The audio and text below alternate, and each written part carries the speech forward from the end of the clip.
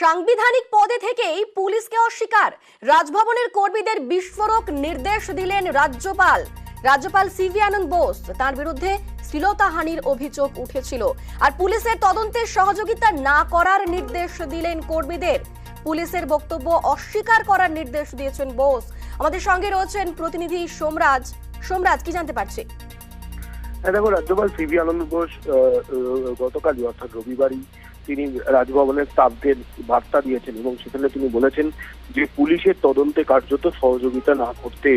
সেক্ষেত্রে রাজ্যপালের সাংবিধানিক বলে কি কি ক্ষমতা রয়েছে সেই ক্ষমতার অংশটুকুও তিনি উল্লেখ করেছেন এবং সেখানে বলছেন যে পুলিশ বা যে কেউই তদন্ত করুক, তাতে রাজভবনের কোনো স্টাফ বা কোনো আধিকারিকদের কোনো সহযোগিতা করার প্রয়োজন নেই, এমনটাই বার্তা রাজভবনের স্টাফদের দেওয়া হয়েছে।